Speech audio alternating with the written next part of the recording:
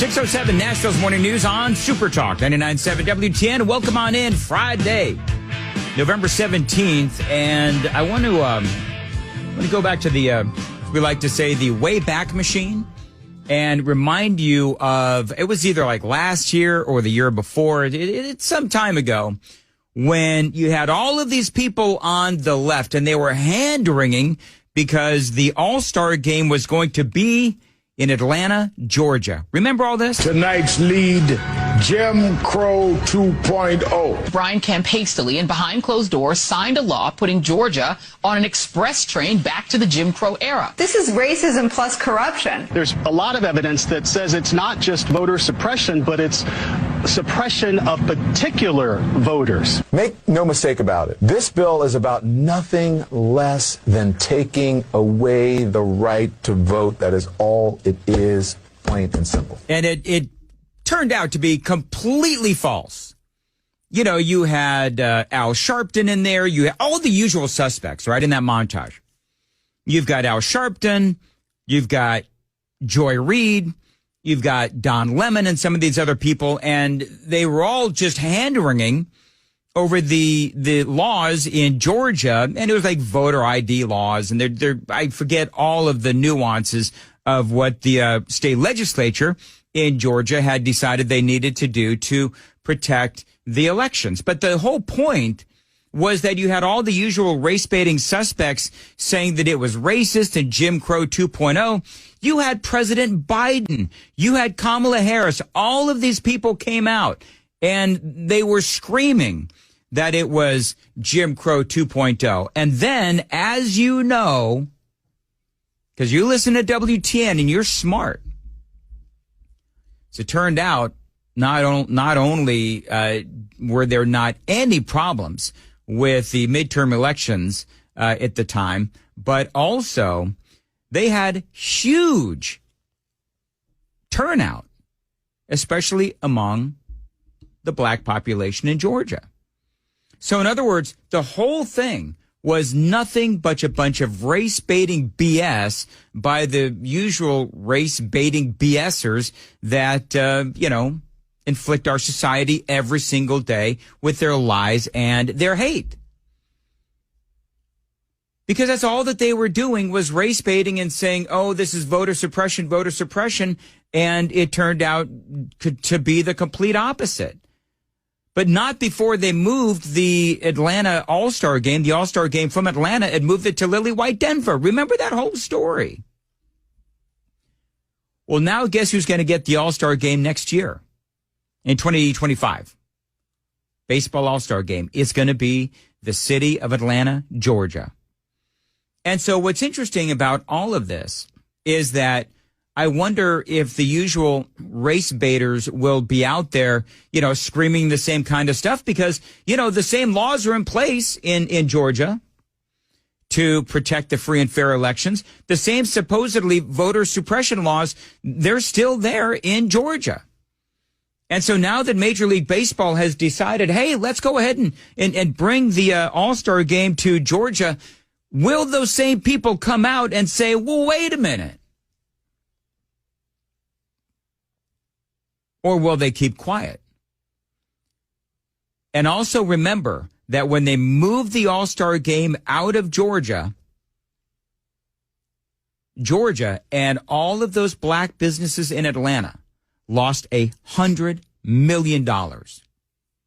And Stacey Abrams has the audacity to run for governor again and not admit that she lost, if I remember right, the last governor's election. So I just thought that is a great story because what this story really does personify is, number one, the lion-cheating Democrats, number one, always using the race baiting card, right? Always using the race card. And it turned out, and we told you at the time, I remember when this whole story came out, we told you at the time, this is not even close to Jim Crow 2.0. And the whole thing was just ridiculous. And then further, we talked about how this story was the personification of disinformation. And then ultimately they had record turnout in the elections that year when they put all of these laws in place. 612 on Nashville's Morning News on Super Talk 99.7 WTN. Just a great, great story. Now, a couple of things. We all know that Xi Jinping in town, I should say in America. He was in San Francisco. We've been covering that for you quite a bit. Some in the media are calling out now the whitewashing of President Xi Jinping of China. They are calling it actually grotesque. Now, this is part of what I said yesterday. The whole big monologue, if you missed it, I'm sure we podcasted, whatever. But you talk about what Xi Jinping stands for. And, I mean, he stands for, stealing intellectual property, because these are all things that he does, right?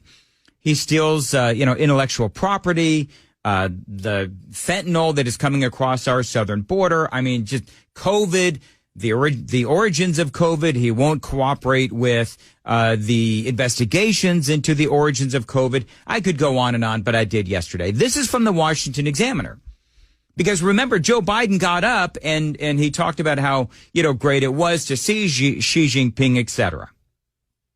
And I felt like they ought to throw the dude in handcuffs. But this is from the Washington Examiner.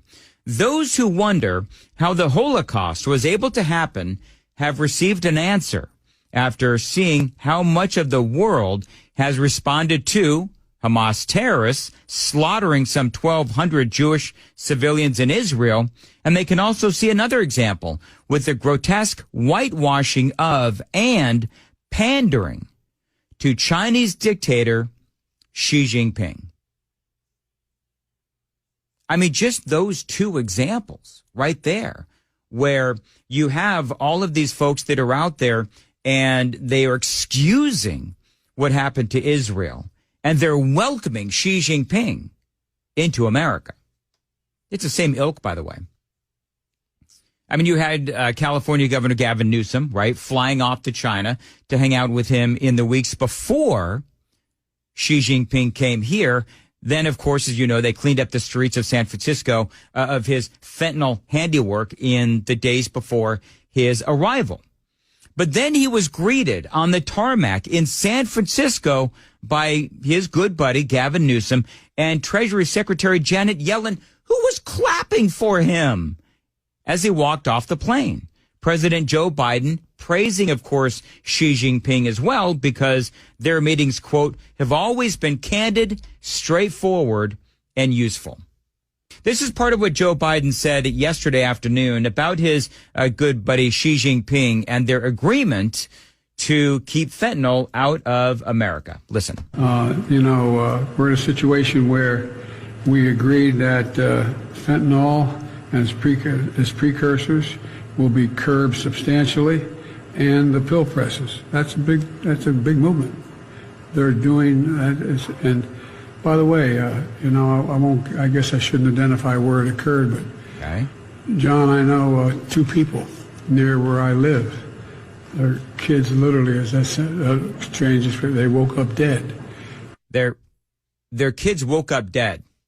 That's what the president said. Their kids literally, as I said, strange, they woke up dead. Okay. Well, they woke up dead. I've never seen that happen. That'd be something. No, I don't even know what else to say about it other than, okay, moving on. In this long and rambling speech, Biden also said, I shouldn't say where it happened. You just heard the audio. I shouldn't say where it happened. Joe, it's happening everywhere. It is happening everywhere. And the reason why it's happening everywhere is because you have let it happen, because you have an open border policy. Again, I hope you don't have any experience with knowing anyone, but this is the largest killer, people in that age category. And,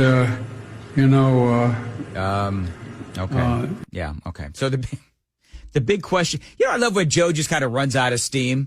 You know what I mean? Where he's just starts sort of not knowing where he's supposed to go next, and he just starts uhing all over the place. So the big question is, how will all of this be enforced? How are they going to keep the fentanyl out of America? Because, I mean, everybody who's been paying attention to this story knows that Xi Jinping doesn't really have any intention of helping us keep fentanyl out of America. They're not going to. They say that Xi will tell the drug companies in China to simply stop it. At least says Rahul Gupta, Biden's director of drug policy. It is important that countries like China step it up.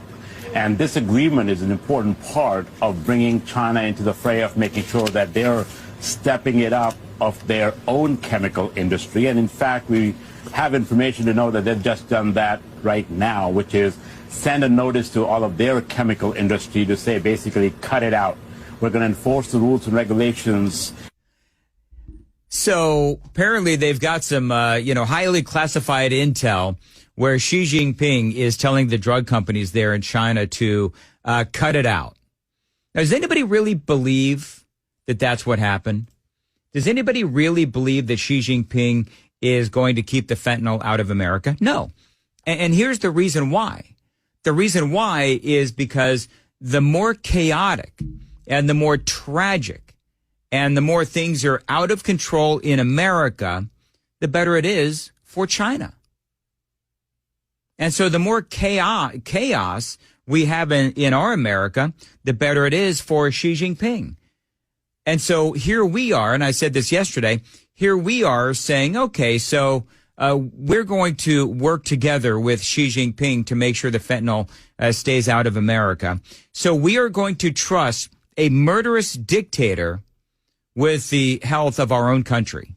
Got it. Way to go, Joe. And the last time they did this in 2019, the shipments of fentanyl stopped almost to zero coming, but instead these precursor chemicals began to ship then to Mexico for the production of fentanyl. So we like the fact that China's taken action. We want to work with them as part of the agreement in the counter-narcotics working group, but we want to make sure that we have strategies and policies aligned so we can be effective, not just in the United States, but across the globe. And China needs to demonstrate that as a global leader. Talking tough, apparently. Now, obviously, and, again, talked about this a little bit yesterday, back in 2019, all they did was they found a way around, obviously. That opinion piece in the Washington Examiner continues. Biden managed to get his precious climate agreement that the Chinese Communist Party will almost certainly ignore. This is the same man, Xi Jinping, responsible for carrying out a genocide against the Uyghurs in China, a massive human rights abuse that includes forced labor. Of course, it has ties to China's climate projects that are so prioritized by Democrats and corporations. Solar panels, we'll get into that. And, by the way, forced sterilization as well. You've got thousands of Uyghur Muslims that have been thrown into concentration camps under Xi Jinping's direction, and yet he receives a glowing welcome here in America from American CEOs, Biden officials, and civilians. And again, yes, Janet Yellen and others were clapping as well. So the more that you have Joe Biden and the people there on the left praising Xi Jinping, the more we are supporting the human rights violations that are happening right now in China. And I think that that's part of the reason why we see Joe Biden doing so poorly in national polling is because of just this kind of incident or episode.